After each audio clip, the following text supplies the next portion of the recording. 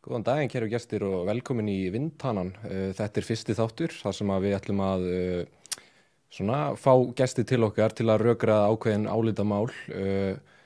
Í dag erum við að fara að ræða mjög heitt mál í dag og það eru margir sem veigruðu við því að koma. Þetta heitt mál í dag. Ísland, í rauninni bara hvort að fólk sé fylgjandi eða móti NATO, og í dag fengum við hann Stefán Pálsson til okkar og Friðjón Friðjónsson. Stefán Pálsson ritari Samtaka hernaðarandstæðinga. Friðjón Friðjónsson í Sjálfstæðisflokknum og varaþingmaður og gekk vel í prófkjörinu síðustu helgi. Já. Eins og Stefán? Einmitt, akkurat. Þú ert líka stefnir þar inn. Jú, við tökumst á ýmsum vettvangi við Friðjón, sko. Kannski minna utanríkismálin þar. Já, smá uppbytun núna. Herru, við ætlum að byrja á því að fá að heyra í honum Friðjóni og hann stuðningsmaður NATO og hann kannski byrjar á að opna þáttir með smá svona opening statement eins og maður getur sagt. Já, það sko, það samt gott að byrja á því að heyra að maður varaskefunar að þú hefur leitað til margra áður en að einhver var nógu vitlaus eins og ég, að samt ekki að vera hérna í þættinu. Það mjög erfitt að fá fólk til að ræða þetta í dag, sko. En sko, mér finnst spurningunum NATO og veru Íslands í NATO vera mjög auðsvarað.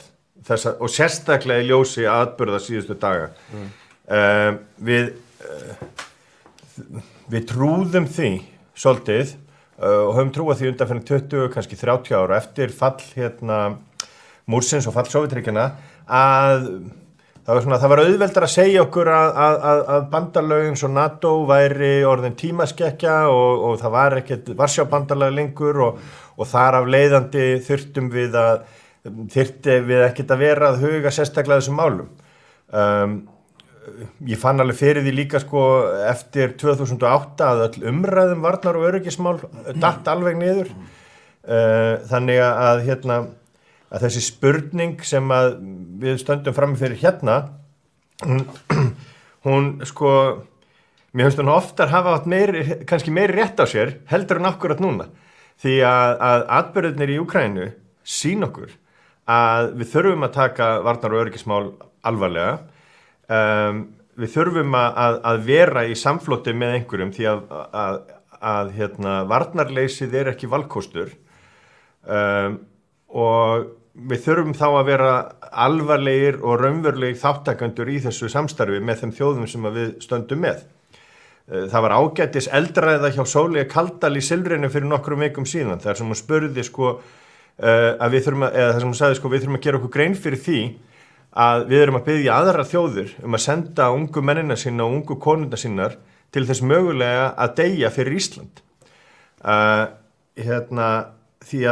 Og þá verðum við, ef við ætlum að gera það, þá verðum við að vera þáttakendur í því. Við getum ekki bara setið hjá og sagt síðan þegar eitthvað gerist, please komið og hjálpið okkur. Vegna þess að við þurfum að vera þáttakendur, við þurfum að leggja okkar að mörkum inn í þetta. Við munum aldrei setja upp her hérna á Íslandi, okkar eigin her. Það mun aldrei, við erum hvorki tilbúin til þess sko útgjaldarlega, né erum við tilbúin til þess bara sem þjóð, vegna þess að ég held að hluti af okkar svona sjálfsmynd sem þjóðar að við erum herlaus þjóð og við viljum vera herlaus þjóð. En þá þurfum við að vera í samstarfi með einhverjum, þá þurfum við að vera, ef við ætlum ekki að vera varnarlaus, og í atburðir síðustu vikna sýna okkur að varnarleysið ekki valkostur. Stefán, hvernig ætlar þú að opna þetta? Já.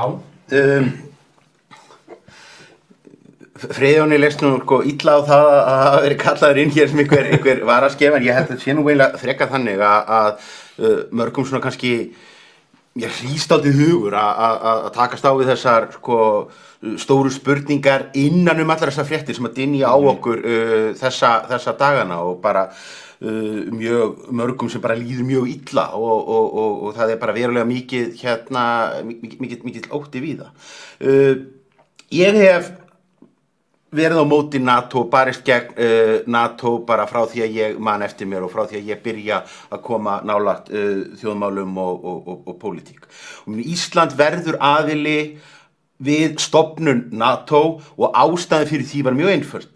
Að það var opnun til þess að koma bandarískum her til Íslands og til þess að greiða fyrir því til að gera það pólitískt auðveldara fyrir norðmenn að ganga inn í bandalagið. Að þetta væri svona einhvern veginn svona helmingur Norðurlandana væri að fara þarna inn því það var alls ekki sjálfgefið að svo yrði raunin. Ef að það hefði ekki verið þessi þörf, þessi áhugi Bandaríkjamanna á að hafa hér bara lendingarréttindi, þá hefði enginn dyft í Ísland. Því að herlaust land í hernaðarbandalagi er í sjálfu sér bara ákveðin innri mótsögn. Við hefðum mjög hæglega hefði önnur þróun mála á 5. áratugnum geta bara leitt til þess að Ísland hefði lent í nákvæmlega sömu stöðu og Írland, sem að er líka eyja í Atlantshafi, sem að stendur utan NATO og ég held að það sé enginn sem haldi því fram að Ísland sé öruggara land heldur en Írland varðandi einhverja möguleika á einhverju alþjóðlegri innrás eða eitthvað slíkt. Það var náttúrulega síðan umræða NATO á tímum kalda stríðsins. Og sýndi sitt hverjum og margir lítu svo á að þetta væri nauðsynlegt í köldu stríði sem viðbragð við Varsjárbandalaginu og hættu á einhverju allsherjar heimsstyrjöld. Það sem gerist síðan eftir að kalda stríðinu lýkur er það að NATO í staðinn fyrir að leggja sig niður fer í ofsafengna leit að hlutverki, bara finna réttlætingu fyrir áframhaldandi tilvist sinni og gerir það með því að fara í vaxandi mæli að taka þátt í aðgerðum utan sinna landamæra. Finna sér leið að komu inn í hernaðarátök, jafnvel í fjarlægum löndum, fer inn í Afganistan til þess að reyna að sópa upp eftir innrás og stríð Bandaríkjamanna og bandamanna þar. Það verður drifkraftur í fullkomlega misheppnuðu stríði í Líbíu og sem slíkt hefur það verið afl sem að grefur undan öryggi og friði í heiminum. NATO er líka bandalag svona helstu vopnaframleiðslu ríkja heims að Rússlandi er í einu frátöldu. Það er bandalag sem að leggur aðildarríkjunum skyldur á herðar það að verja stórum hluta sinnar þjóðarframleiðslu í vopnakaup. Þannig að drifkrafturinn á bakvið NATO er það að smyrja vopnaframleiðslu vél heimsins og herlaust ríki, það eru fleiri herlaus ríki heldur en Ísland í veröldinni. Ísland er eins og eina herlausa ríkið sem er í hernaðarbandalagi og það finnst mér vera fráleitt og ég held að við værum mun betur komin og öruggari utan þess bandalags heldur en innan. Friðjón, hvernig svarar þessu? Já, ég held Þessi Írland spurning fannst mér vera áhugaverð vegna þess að ég held að nærvera Írlands og söguleg tenging Írlands við sína fyrrum herra þjóð það hafi veitt þeim ákveðið skjól þó ekki verið nema bara hluti af breska heimsveldinu er á írsku eyjunni þannig að samanburðurinn við við Írland finnst mér vera svona, já, finnst hann ekki ganga alveg upp, svona, en það er alveg hægt að fara í alls konar ef og hefði spurningar varðandi 5. og 7. áratuginn og svo framvegis. Og ég ætla ekki að deila við Stefán Pálsson sagnfræði, en hann vinnur mig í því eins og hann vinnur mig líka í trivia fótbolta. Þannig að ég það er ekki, spurningin er bara hvar stöndum við núna og núna stöndum við frammi fyrir því að það stríð í Evrópu. Ein þjóð í Evrópu hefur ráðist á aðra. Þeir allt í kringum forystumann forseta Rússlands fólk sem fer í sjónvarpi í Rússlandi og segir næst förum við inn í Pólland og svo opnum við ganginn til Kaliningrad og svo framvegis og þessir eistar hafa ekkert rétt á sínu landi og halda svo áfram. Þannig að bara veruleikinn í dag bara að við erum í mjög viðsjárverðum heimi, við erum og staðan hættuleg og ég myndi ekki vilja vera herlaust land utan bandalaga eins og staðan í dag og ég hef ekki séð neinar áætlanir hjá Pútín það að ráðast á Ísland en ég myndi bara ekki vilja vera í þessari stöðu miðað við hvað hann hefur gert á undanförnum vikum. Þannig að bara staðan í dag bara þessi, það stríð í Evrópu og ég vil hafa varnir. Það sem við erum að horfa upp á í Evrópu í dag bara afskaplega ömurlegt dæmi rússneska heimsvaldastefnu. Og lykil orðið í þeirri setningu heimsvaldastefna.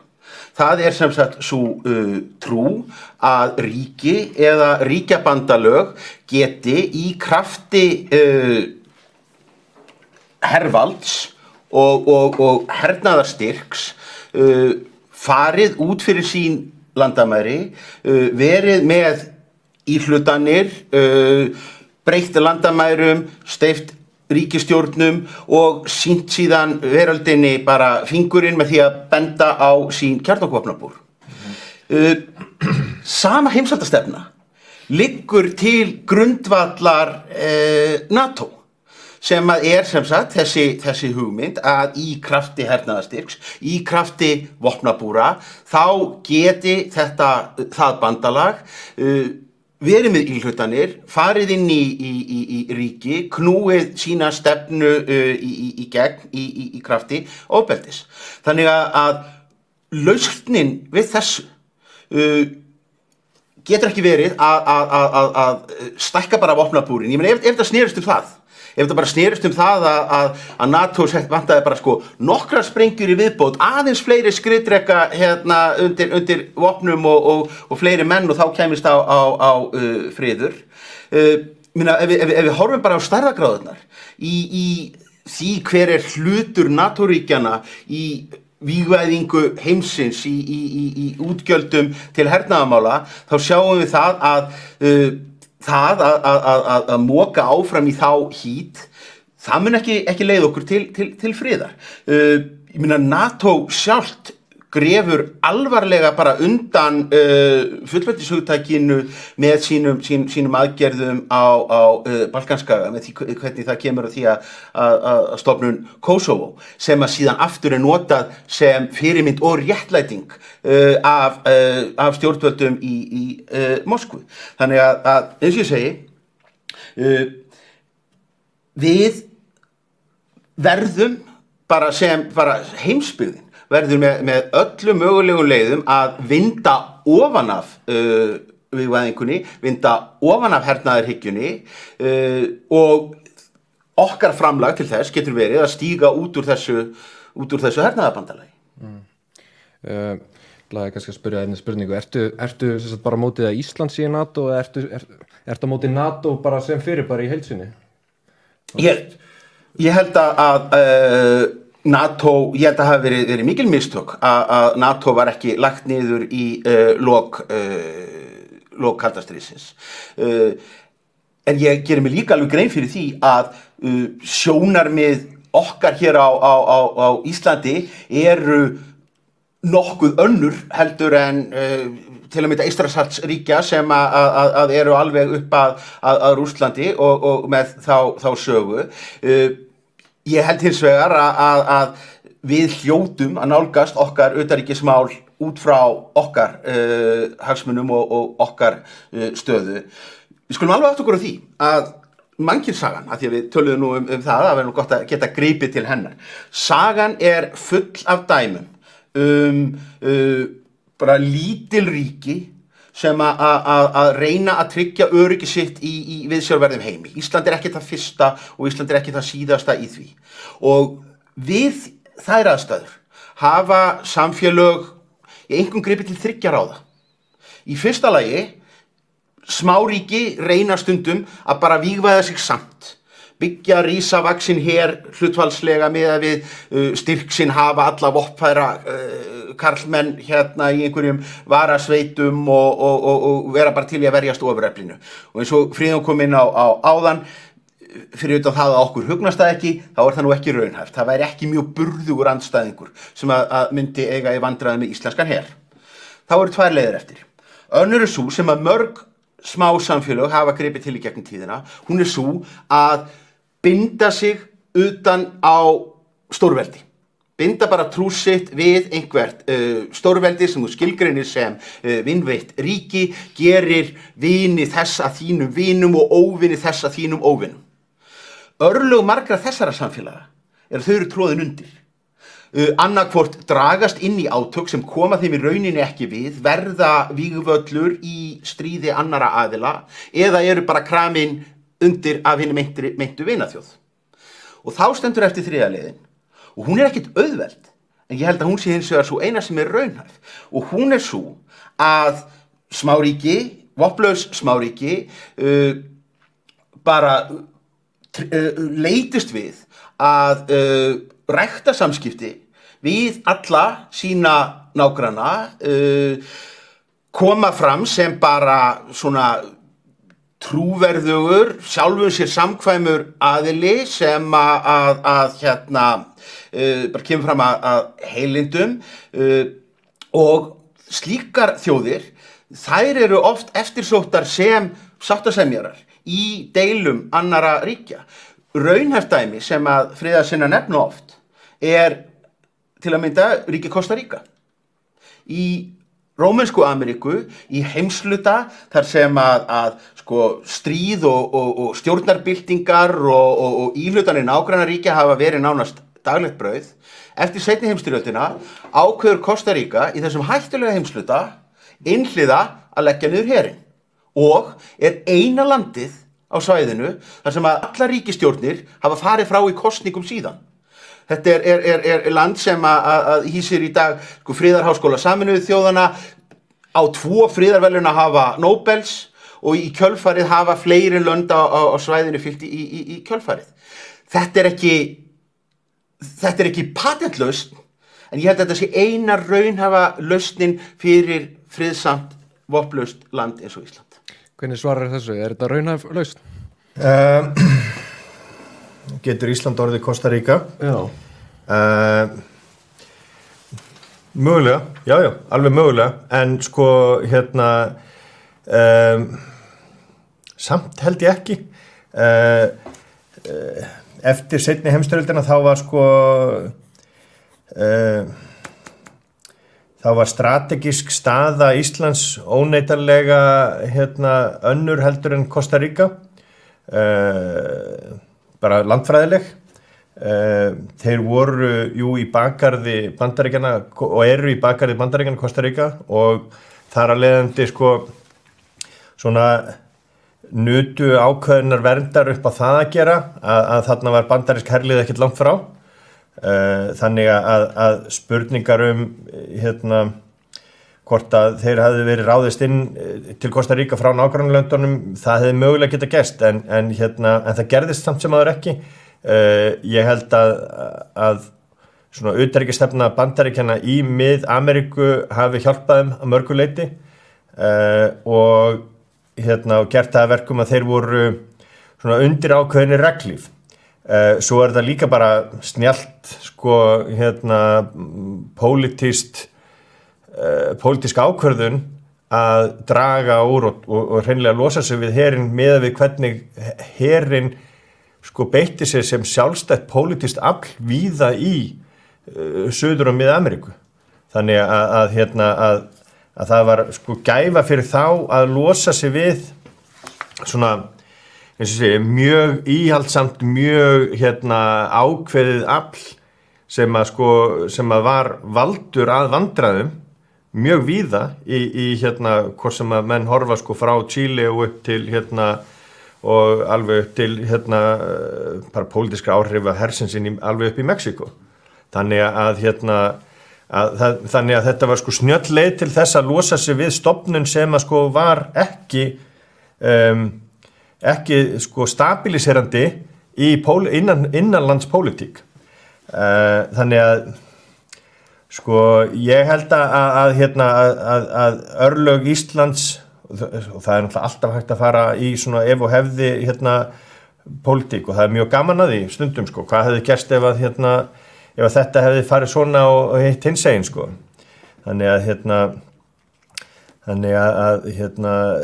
já, ég grínast oft með að fyrir 25 árum síðan að þá vann Birgir Ármannsson Sveinandra Sveinsson með 6 eða 7 atkvæðum í heimdallakosningu.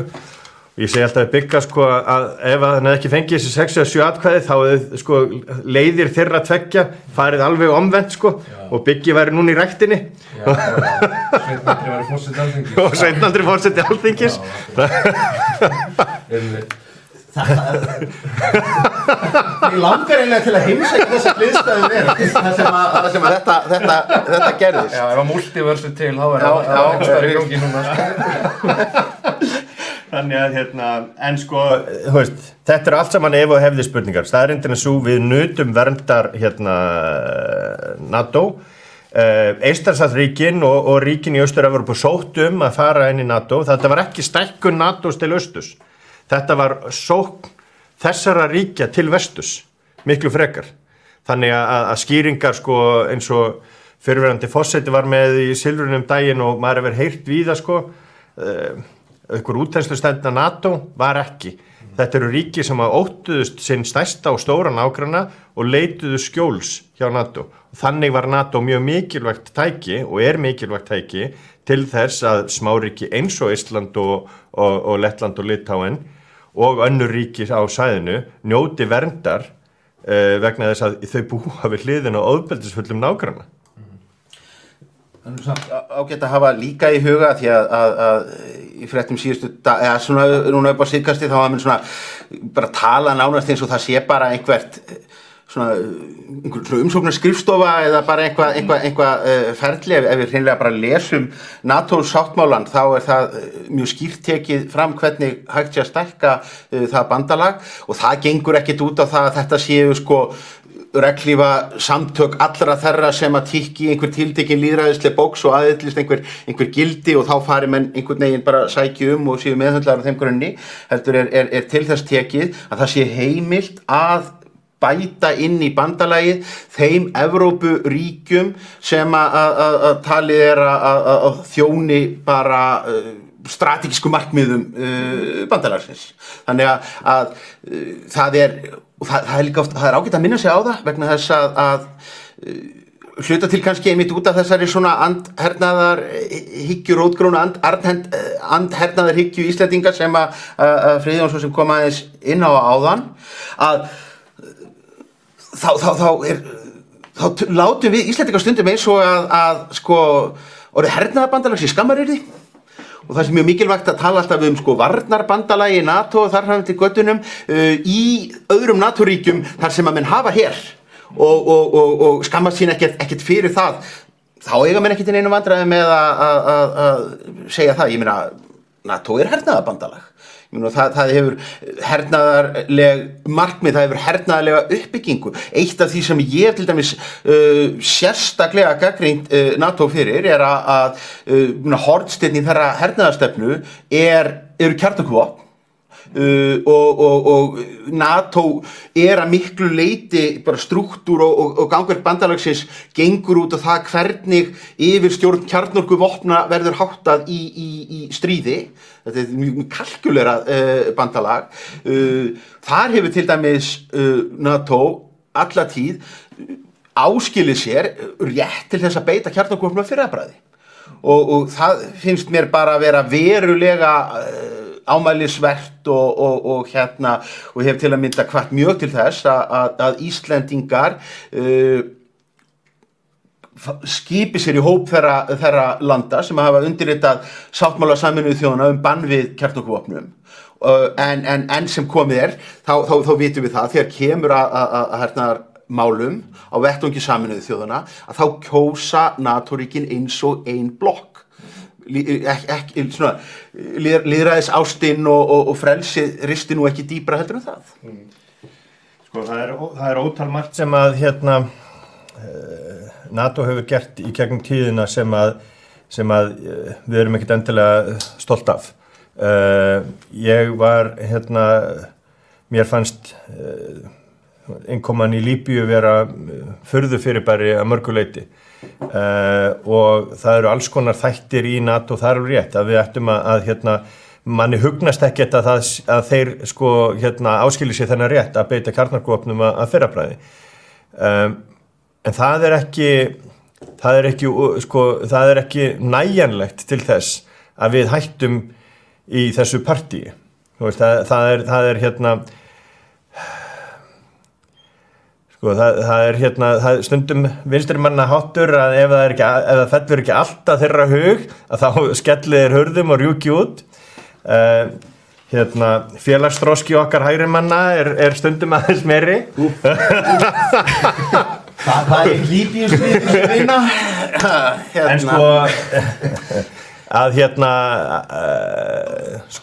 þannig að jú, við eigum sannarlega að beita okkur. Mér finnst við hefðum og mættum alveg beita okkur meira á sviði utanríkismála, sviði varnarmála, meira í þeim dúra við séum ekki bara móttakendur, heldur höfum rödd. Og við eigum að vera þarna inni og hafa rödd og einmitt að taka til mála eins og þessara mála að beita okkur fyrir því að við séum NATO breyti þeirri stefnu sinni að áskilja sér réttin til þess að nota kjarnorkuvopn að fyrrabræði. Það fellur ekkert að okkar hugmyndum og hugsjónum af hverju við erum í NATO. Þannig að við höfum sannarlega að vera ég þeirra skoðunar að við höfum að vera aktífir þáttakendur þarna inni og beita okkur fyrir þeim gildum og hugmyndum sem við stöndum fyrir og reyna að draga þá fram breytingar og reyna að standa í stað og vera svona standa í staðinu með það að við séum svona að við hlaupum ekki til og það eru þarna inni sannarlega herská öfl og aðilar sem að fyrsti svona hvað skal ég segja fyrsta lausnin sko að sprengja þannig að en við höfum að vera röddin sem stendur aðeins á móti þessu sko. En það var ekki talað að bara það að Ísland sé í NATO og gera okkur bara skotmarki og litlu öðru en það, hvað sér við því? Er það ekki einhver ákveðin punktur að ef það kemur til stríðs þá erum við bara á þessum lista þegar sprengjunar fara í loftið? Og þú veist, hvað getum við þá gert? Mögulega, en mögulega værum við líka á þeim lista sem sagt ef við verum ekki NATO að þá erum við á listanum að landi sem bara farið inn í og sprengt þaðan sko. Þannig að það væri mjög hentugt ef að Rússar ætluðu sér að Guð forða okkur frá því en ef að Rússar ætluðu sér í stríði, stærra stríð í Evrópu þá strategisk staða Íslands þá hún mjög mikilvæg. Þannig að herlaust og vopnlaust land sem að vísu ekki vopnlaust við höfum líklega flestar haglabyssur per höfðatölu í heimi þannig að en við þú veist, þá verðum við bara undirokkuð og sprengt frá okkur Ég held að það sé útilokað að finna neina góða útkomu fyrir Íslandi ef til þriðju heimsstyrjaldarinnar kemur milli Rússlands og Bandaríkjanna herstöðu skotmark var alltaf sagt á tímum kalda stríðsins sem síðan má heldur ekki gleyma bara hættunni á bara slísum og mistökum og óhöppum. Ég held til dæmis að þó þessi lítið það talað, ég held að einhver svona mesta ógn sem að steðji að okkur Íslendingum fylgir þessum eldingaleikjum, kafbátaeldingaleikjum í hafinu umhverfis okkur, þar sem að þar sem að rússneskir og bandarískir kafbátar og svo eftirlitsvélar í leitarflugi endalausum eltingar og feluleik og það þarf ekkert annað heldur en að einum slíkum hlekkist á og slís í kjarnorkukafbát hérna á miðunum hefði náttúrulega bara skelfilegar afleiðingar fyrir Ísland og okkar afkomu og það bara óhapp sem getur gerst hvenær sem það í rauninni hversu mikið af kafbátum eru svamlandi umhverfis landi hverju sinni, það í rauninni bara barómeter á spennuna milli Bandaríkjanna og Rússlands hverju sinni, vegna þess að þetta bara ákveðin herfræðileg strategía, ef að spennustigið hátt, að þá vilja menn að sem hæst hlutfall af kjarnorkuvopnabúrunum séu bara á hreyfingu í staðin fyrir að vera bara augljós skotmörk á landi. Þannig að það hlutur sem við ættum að hafa áhyggjur af. Það sem að ég kannski sakna pingulítið að heyra frá Friðjóni sem mikill og góður frjálshyggjumaður hins vegar. Og það eru fáir íslenski frjálshyggjumenn sem hafa tekið, þeir þó til, sem hafa dálítið nálgast þennan málaflokk á sama hátt og ýmsir til dæmis bandaríski frjálshyggjumenn hafa gert. Og það eru svona eiginlega uppáhaldsfriðarsinnarnir mínir. Eru sumir af bandarísku frjálshyggjumönnunum, Ron Paul gamli er dæmi það, menn sem jú, eru engar friðardúfur. Ekki á nokkurn hátt. Hika ekki við að styðja stríð og hafa engar svona móralska skrúplur yfir því. En eru fullir tortryggni í garð hernaðarmaskína bara eins og hvers annars ríkisvalds og segja bara, hvenær hefur það gerst nokkuð tíman í sögunni að stjórnendur herja komið til ríkisstjórna og segi, heyrðu, nú bara orðið friðvænlegt, við þurfum ekki alltaf þennan pening. Þetta alltaf kerfi sem að vex og það stækkar, hvatinn, hagsmuna aðilarnir á bakvið stöðugt vígbúnaðarkapplaup, stöðugt kaup á dýrari og flottari græjum. Kosturinn við það að ná samningum við Pentagon að það ekkert opið útboðsferli og gögn upp á borðinu. Allt fokdýrt og við fáum stjórnmálamenn sem að byggja sinn feril á því að þeir eru stríðshaukar og þeirra vald í rauninni mest og þeirra styrkur mestur þegar að tímarnir eru taldir viðsjárverðir og mér finnst að það væri mjög gott að við fengjum fleiri frjálshyggjumenn þeirra gerðar og hvet Friðjón til þess að kynna sér þau fræði betur. Þetta er mjög góð punktur hér vegna þess að einmitt í Bandaríkjunum og eru of fáar raddir, allt of fáar raddir hægra megin sem að nálgast hið opinbera vald með þessum hætti eins og Ron Paul gerði og það eru aðeins það eru nokkra svona eftirlits samtök sem að fylgjast með hvað að gerast hjá Pentagon og svo framvegis og þetta alveg rétt, ég meina hér bara ríkisstofnun og og það mér finnst það alltaf ofboðslega merkilegt hvað þeir fá fullkomið frí frá mönnum sem að hafa tala mjög gegn umhverfisstofnun og heilbrigðisráðuneyti og menntamálaráðuneyti og svo framvegis og vilja leggja það niður vegna þess að það hið opinbera vald en herinn fær alltaf bara meir og meiri pening. Þetta mjög góða punktur hjá þér, Stefán, og það vantar fleiri svona raddir í bandarísk stjórnmál. Hér á landi hefur varnarmála útgjöldin og varnarmála stofnunin ekki verið neitt sérstaklega útgjaldafrek. Stór hluti af því sem að við höfum sett í svona varnar- og öryggismál hefur líka verið hluti af þróunaraðstoð, þannig að sem að mér finnst mun fallegri varnarmála útgjöld heldur en kannski það að eða peningum í sprengjur. Þannig að ég finnst þetta bara skemmtilegu punktur hér, Stefán, og ég alveg sammálaður mörgu leitið að því leitin að eins og með menn eins og Ron Paul og fleiri sem þarna, að það þarf að spyrja spurninga og með öll útgjöld og mér finnst það ekkert vera þannig að við segjum 3 milljarðar í öryggis- og varnarmál á Íslandi séu bara við þurfum að setja eitthvað helmingi meira án spurninga eða spyrja yngra spurninga þessi útgjöld. Auðvitað að spyrja það. Nú fyrir að líða lokum og og ég líki enda þetta alveg strax, ég væri kannski til að heyra bara svona aðeins í lokin, bara smá summeringu, bara loka summeringu, bara af hverju NATO og við biðjum líka fólk að endilega taka þátt í umræðinni á samstöðunni og væri gaman að sjá eitthvað kommentastríð þar og rifrildi. Já, ég ætla að koma aðeins að þessum punkti sem að Stefán kom áðan með kafbátana. Það hefur ekkert með veru okkar í NATO að gera, hvort það séu mikið af kafbátum í kringum Ísland. Ekki neitt. Kafbátar Rússa fara inn í sænska skerjagarðinn eða kannski einhverju hvalir eða einhver önnur fyrirbæri sem að þeir telja sig finna. Þannig að þessi ríki, hvort sem eru Rússar eða Bandaríkjamenn eða NATO-ríkin, þessi eltingaleikur á sér stað, mun eiga sér stað sama hvað. Ég vil vera við borðið, ég vil vera vera þáttakandi í þessu samtali sem öryggis- og varnarmál í Evrópu og ekki sitja hjá.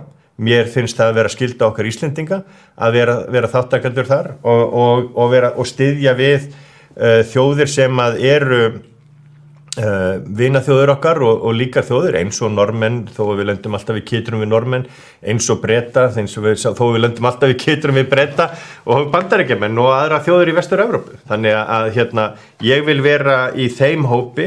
Mér finnst mér hugnast það betur að vera í NATO heldur en í Evrópusambandinu til dæmis, sem að sumir hafa nú komið stigið fram á sviðið og sagt að við þurfum að ganga í Evrópusambandi vegna þess að það eru svo miklar viðsjár í Evrópu. Ég held að við Stefán séum algjörlega sammála þar að við viljum ekki ganga þar inn, og þess vegna hugnast mér frekar að njóta verndar og njóta stuðnings og vera við það borð inn í NATO heldur en að vera bara algjörlega sitja hjá og taka ekki þátt. Já, eins og Friðjón segir að menn það náttúrulega, við séum verið tímar og fólk mjög brugðið að fylgjast með fréttum frá Úkraínu og ýmsir sem hafa vilja nota það til þess að þoka áfram sínum hugðarefnum, ekki bara einhverju ESB aðild, heldur heyrði ég nú formannins stjórnmálaflokksins nota þetta sem rök fyrir fleiri vatnsaflsvirkjunum á Íslandi og nauðsyn þess að hefja olíuleit fyrir norðan land. Þannig að menn grípa til marks. Við höfum samt séð það að þegar að fólk brugðið og fólk smeygt, að þá kemst rót á hug fólks og það hafa verið mælingar á fylginu til NATO-aðildarinnar núna sem hafa sínt tölur sem hafa verið talsvert frávik frá því sem við höfum séð í gegnum tíðina. Til að mynda í fyrsta sinn í nýlegri skoðanakönnun talsvert fleiri konur studdu NATO-aðild heldur en karlar. Það öðruvísi heldur en hefur nokkuð tímann verið og ég hef nú ekki trú á að sé komið til að vera. En NATO í mínum huga, kannski þvert á það sem að Friðjón sagði og lýsti að þetta væri eitthvað borð með einhverju samræðu sem ætti sér stað og nauðsynlegt að taka þátt í því, þá hef ég alltaf litið á NATO fyrst og fremst sem framlengingu á bandarískri utanríkisstefnu.